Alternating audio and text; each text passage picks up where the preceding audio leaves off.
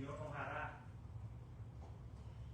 cuando estemos allí, cuando el Señor retorne o cuando el Señor nos llame.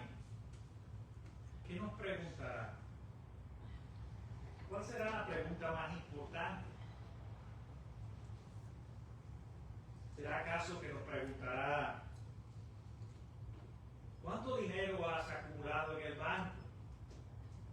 ¿Cuántas posesiones has adquirido en la vida? ¿Cuáles son tus logros y los éxitos en esta vida material? ¿Fuiste realmente líder? ¿Fuiste un buen pastor? ¿Tuviste multitudes de seguidores? Gente que te aplaudía, gente que te admiraba, gente que te reconocía. ¿Te fue realmente bien en la vida? ¿Tu ministerio se vio grande a los ojos humanos? ¿Qué será lo que nos va a preguntar el Señor cuando llegue ese momento definitivo que nos presentemos delante de Él y tengamos que rendir cuenta de nuestra vida?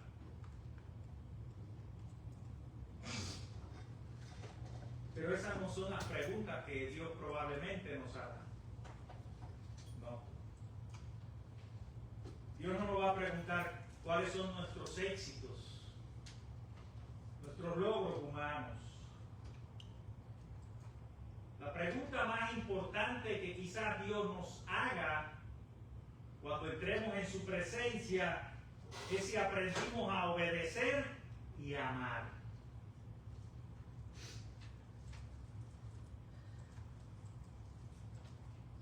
Cuando yo reflexionaba en esta palabra,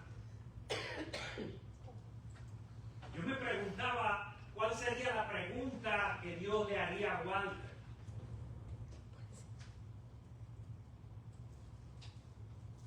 Porque ya sin fuerzas, débil, cansado, con muchas enfermedades, aún así me pidió que la iglesia orara por él. Qué importante la fe.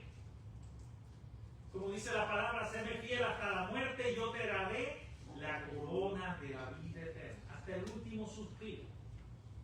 Estuvo creyendo en Dios. Mi amado hermano Walter. Por eso yo encontré este pasaje con una revelación muy importante que quizás Dios quiera hablarte hoy a tu corazón. Porque la vida cristiana no se trata de éxitos, no se trata de alcanzar grandes cosas, no se trata en el ministerio de tener multitudes de seguidores. Lo que nos enseña el Evangelio de Mateo en el capítulo 25, del verso 14 al 30, en la parábola de los talentos, es precisamente que aprendamos a ser fieles, aún en lo poco. Aún cuando no hay aplausos, aún cuando las luces se apagan, aún cuando el servicio tuyo no se hace visible dentro de la iglesia, aún en ese momento último de la vida donde quizás nadie te recuerde, ahí Dios está contigo valorando tu obediencia y tu amor fiel.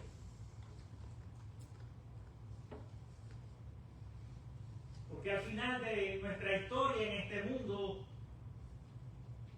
Dios no nos va a ofrecer una medalla de diamantes ni de oro puro para reconocer nuestro buen trabajo,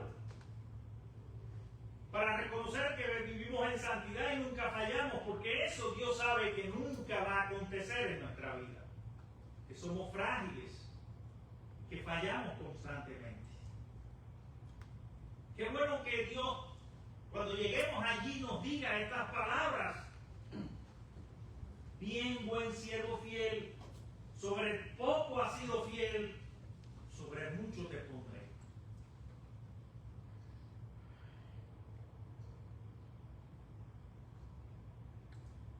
¿Por qué Jesús cuenta esta parábola?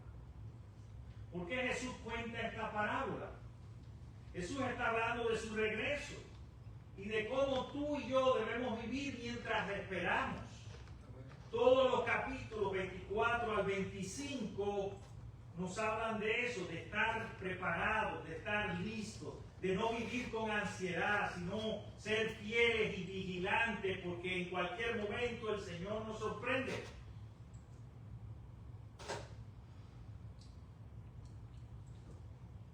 Jesús cuenta 3 parábolas. Nos habla de las vírgenes que fueron prudentes, nos habla de la venida del Hijo del Hombre, nos habla de estar preparados. Cuando nosotros leemos la parábola de los talentos, no se trata de cómo tú te puedas hacer rico, aunque hay una inversión en el reino. Cuando usted escucha la palabra talento, quizás le viene a su mente y la asocia con habilidades. Fulano tiene talento para cantar, fulano tiene talento para jugar al béisbol. Qué talentoso, qué hábil, qué diestro, hace cosas que los demás no pueden hacer.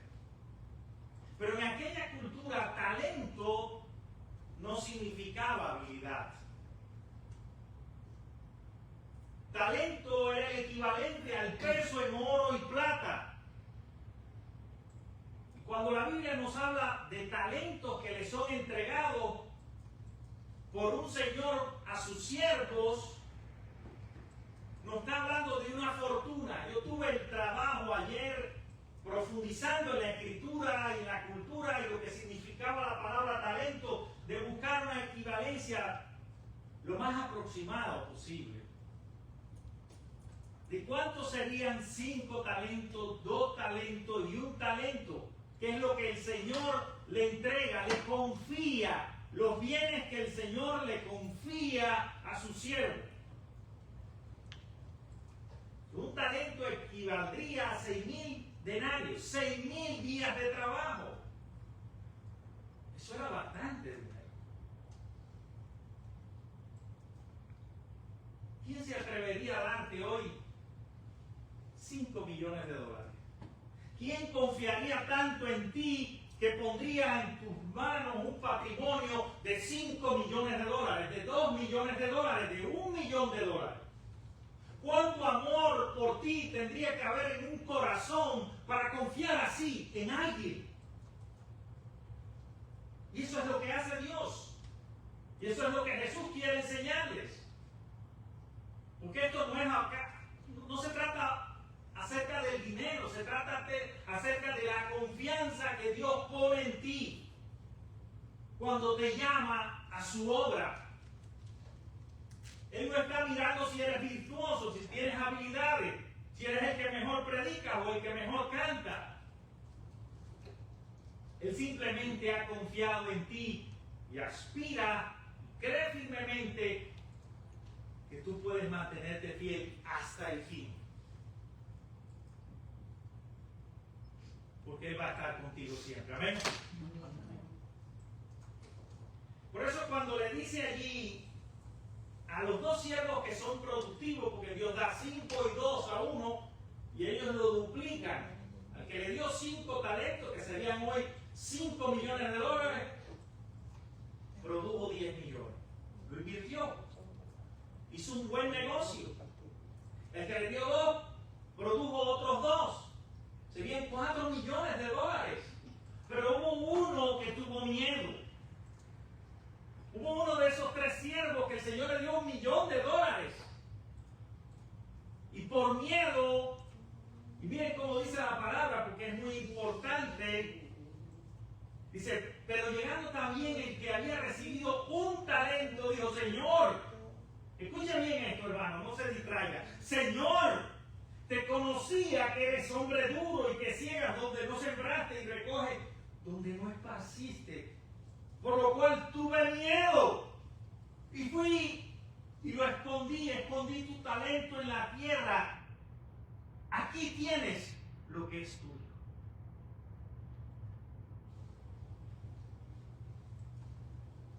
Jesús alaba a los que produjeron, no por su habilidad, sino porque fueron fieles. Amén. Que fíjense cómo dice, bien buen siervo y fiel, sobre poco has sido fiel, sobre mucho te pondré. Hay dos tipos de respuesta en la vida cristiana cuando Dios nos llama. Cuando Dios confía en ti y pone en tus manos bienes y recursos, pone en tus manos la obra de Dios. No es que no vas a fallar, no es que no te vas a equivocar, no es que vas a ser un buen negociante. No se trata de tu habilidad, se trata de mantenerte fiel a lo que Él enseña en su palabra. Porque si no eres fiel en lo poco, el Señor no te va a poner en lo mucho. Amén. Entonces, en dependencia de tu respuesta a Dios, a esa confianza que Él tiene en ti, en dependencia de esa respuesta, eso va a revelar quién eres tú y cómo está tu relación con Dios. ¿Quién eres realmente en Cristo Jesús? ¿Y cómo anda tu relación con Jesucristo? Lo otro interesante es que nosotros a veces estamos hablando de propiedades. La gente se vanagloria de tener posesiones, de tener carros del último año. Usted lo ve constantemente, porque es que vivimos en esa cultura del éxito, del mérito humano. Y nos enfocamos en ese sentido, pensando que ahí está el valor de la vida humana. Pero cuando nosotros llegamos al Evangelio, esto nos cambia. Esto nos dice algo diferente. En el reino de Dios no es así. Lo que pesa en la balanza no son tus obras, no son tus éxitos, no son tus logros humanos. Lo que pesa en la balanza es si has aprendido a amar y a obedecer a Dios, a pesar de todo lo que has sufrido y de todo lo que has enfrentado.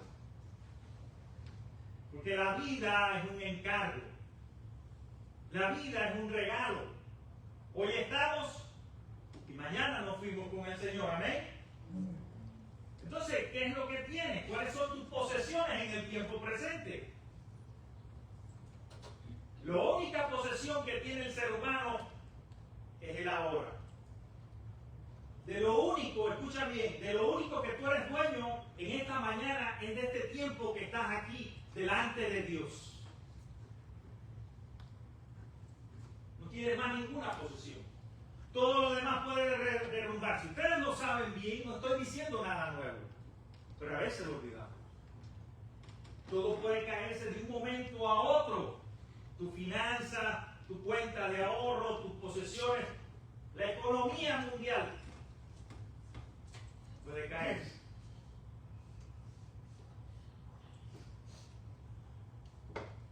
Todos esos dones, todas esas oportunidades que has tenido en la vida y que te han hecho prosperar, son cosas que Dios confió en ti, que Dios puso en tus manos.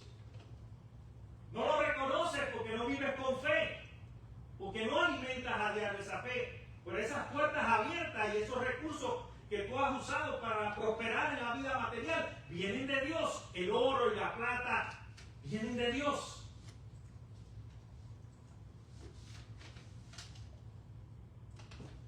Entonces Dios nos da, porque Dios es sabio y es justo. No solo que nos ama y confía en nosotros, sino que Dios es sabio y justo y nos da conforme a nuestra capacidad. Uno puede preguntarse, bueno, ¿y por qué no le dio a todos igual? La idea humanista o socialista de la igualdad. ¿Por qué Dios no es justo y le dio a todos igual? Porque no todos tenemos la misma capacidad, ¿amén?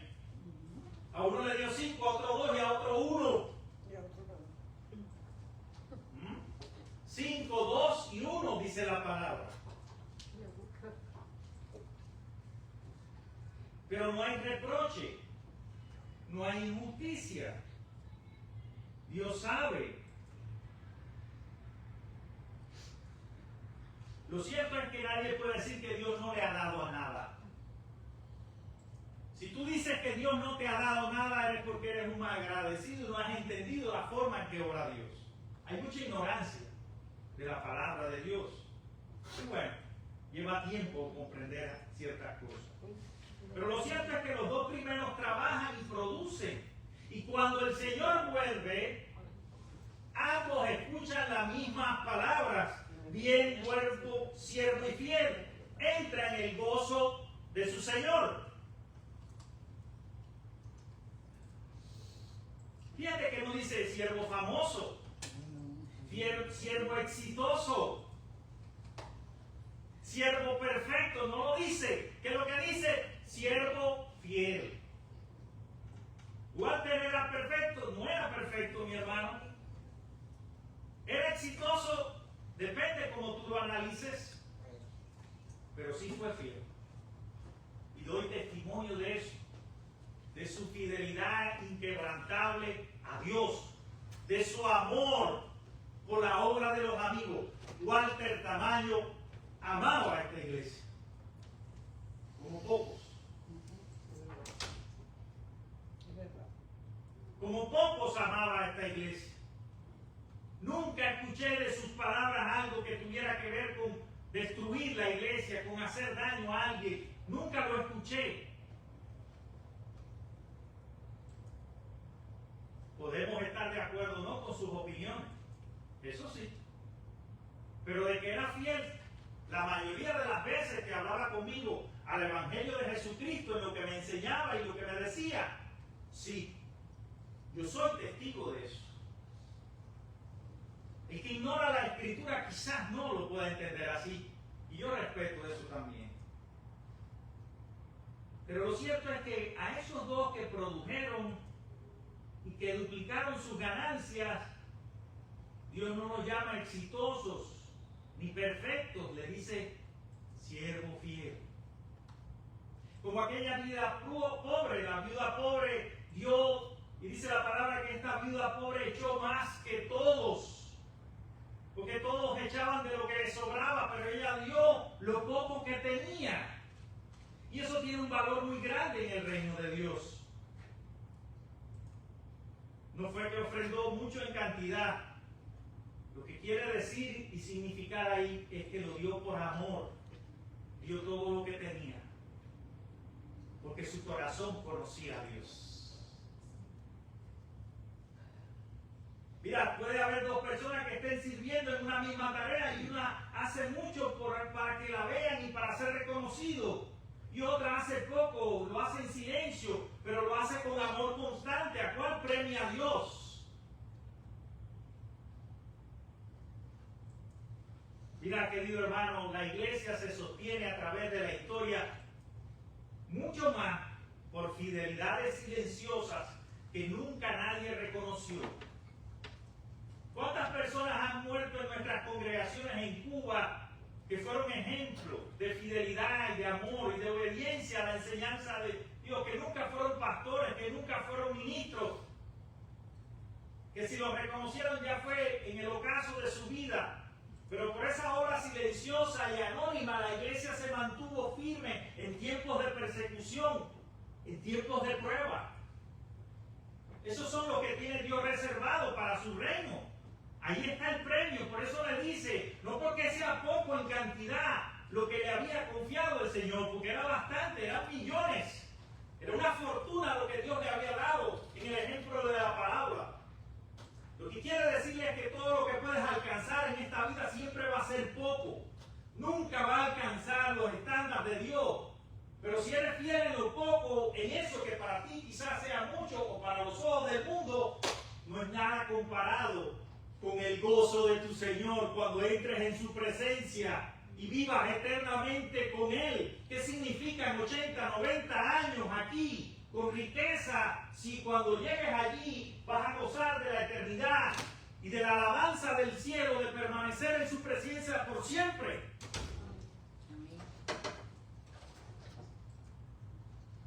¿Cuál es el problema del siervo malo?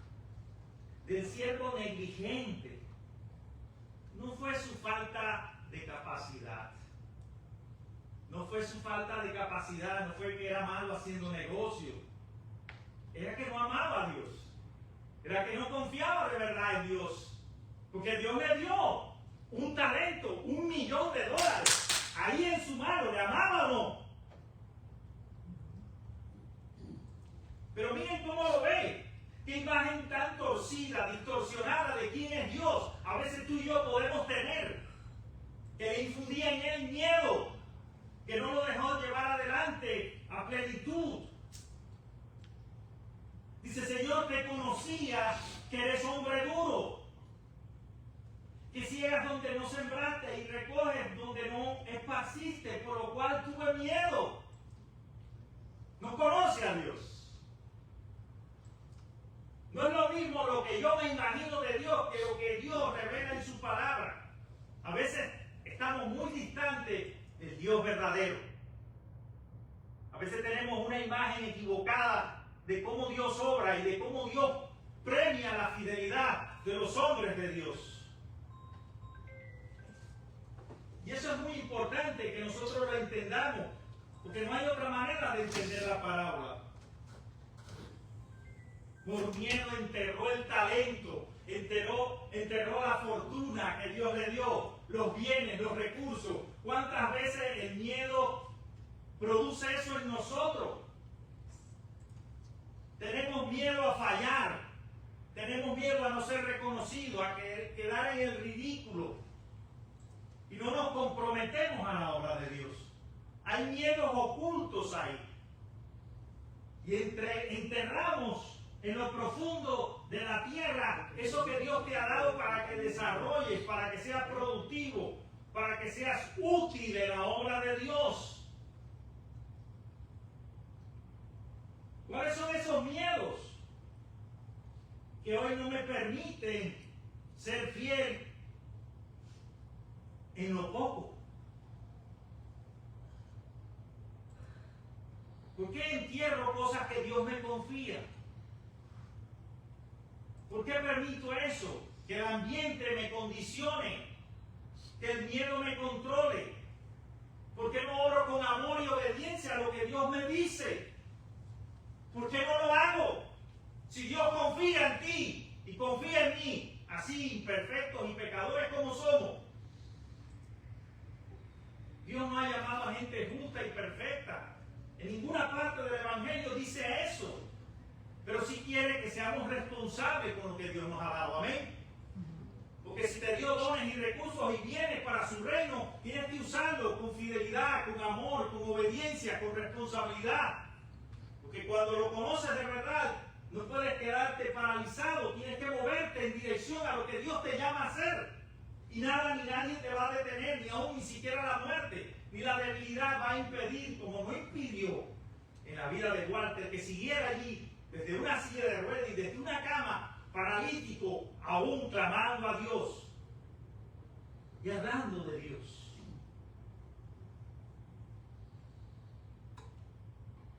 El miedo no produce nada. El miedo no te enseña nada en la vida. No puedes vivir con miedo, porque te conviertes en un esclavo, en algo inanimado, inútil para la obra y el reino de Dios. La grandeza del cristiano no está en sus logros, sino en que sirve por amor al Cristo que murió en una cruz y que lo entregó todo. Y quiere que en respuesta tú lo hagas igual.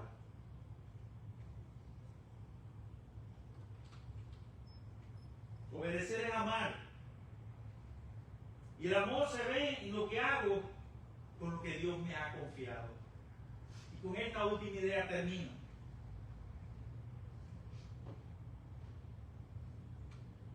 La obediencia nace de una relación correcta con el Señor.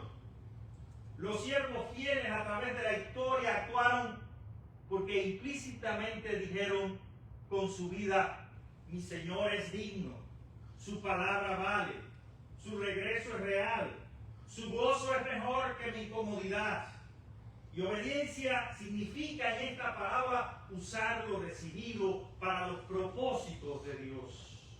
Eso que Dios me ha dado no es para beneficio personal. Esa oportunidad que Dios me ha abierto no es para ensalzar mi ego, no es para reconocer el reconocimiento y la validación de nadie.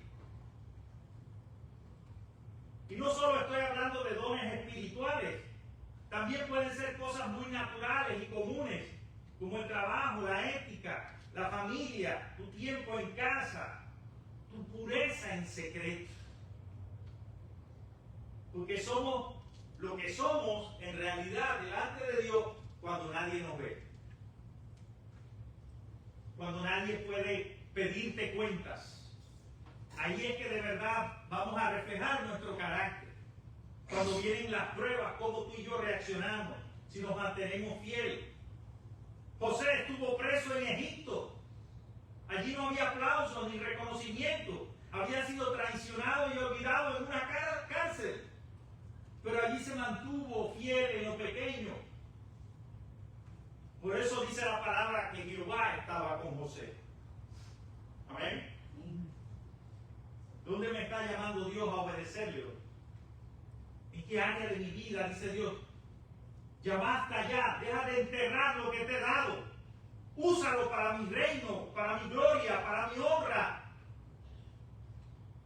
Porque te amo con un amor profundo. Así que convierte las palabras en decisiones, en actos, en acciones, en una conducta que refleje el amor y la verdad de Jesucristo. Porque la meta final no es ser promovido a algo, no es tener un cargo en la iglesia. La meta final es esa frase gloriosa que le dice a aquellos siervos que han sido diligentes: entra en el gozo de tu Señor. Amén. Qué bueno es que cuando lleguemos allí y Dios nos haga las preguntas que tiene que hacernos, nos reciba con gozo. Amén. Porque para eso hemos sido llamados, para eso estamos aquí, para disfrutar de esa herencia eterna que ha preparado para cada uno de sus hijos. Y ese gozo se empiece a vivir en el tiempo presente. Desde el momento en que recibimos a Cristo como Señor y Salvador, desde el momento en que nos rendimos a Él, que vivimos bajo su amor, que confiamos en lo que Él nos propone hacer en la vida, en el momento en que hemos creído que Él va a estar con nosotros hasta el último respiro, hasta el último momento, para sostenernos, para bendecirnos, para prosperarnos, para testimonio de aquellos que no le conocen. Como el propio Pablo al final de su vida pudo decir con sus palabras: he peleado la buena batalla, he acabado la carrera, he guardado la fe. Por eso tenía reservado la corona de gloria, porque se había mantenido fiel. Puedes lograr muchas cosas, pero quizás estés vacío y realmente no conoces el amor de Dios. Hay gente muy sencilla en las iglesias, que nadie conoce, que nadie ni siquiera aprecia, pero viven con mucha paz en sus corazones, porque han aprendido a obedecer y amar a Dios en todas las circunstancias de la vida. Y ellos están listos, preparados para el encuentro con su Señor. ¿Estás listo? ¿Estás preparado para cuando el Señor te llame? Si Cristo viniera hoy y te recibiera en su seno, ¿entrarías en el gozo de tu Señor? ¿O le presentarías nuevas excusas para justificar tu falta de responsabilidad con lo que Él te ha confiado? Porque esta palabra nos va a llevar más profundo en la vida. Nos dice algo más profundo, nos pregunta: ¿qué es lo que has hecho con lo que te di? Eso no me pregunto yo cada mañana, cada día. Dixon, ¿qué has hecho con lo que te di? Con lo que confié en ti. Y es la misma pregunta que debemos hacernos todos en esta mañana. ¿Aprendiste a obedecerme, Dixon? ¿Aprendiste a amarme así, como yo te amo a ti? ¿Como entregué mi vida por ti? Porque esa obediencia verdadera nace de un amor puro, de la dignidad que brota de un corazón que conoce a Jesucristo. Y ese amor verdadero se expresa a través de una fidelidad constante hasta el último momento de la vida. Hoy Dios nos enseña que debemos desenterrar lo que enterramos por miedo. Quizás es una obediencia pendiente a algo. Quizás es un pecado que nos estorba en nuestra relación con Dios. Un llamado al servicio, un llamado a perdonar, a predicar con valentía el Evangelio de nuestro Señor y Salvador. No te está pidiendo que seas maravilloso, que seas famoso ni eficiente en todo. No te está pidiendo que seas perfecto. Te está llamando a ser fiel. Y esa es una promesa real. Entra en el gozo de tu Señor. Entra en el gozo que Dios tiene preparado para cada uno de sus hijos. Entra en esta mañana en ese gozo y recíbelo en tu corazón. Que el Señor te bendiga y te dé paz y te dé gracia y te llene abundantemente de su amor. Dios te bendiga, hermano. Padre amado, te doy gracias por este tiempo tan hermoso que me permitiste, oh Dios, en tu bondad predicar la palabra. Gracias, Señor. Gracias por la vida de Walter.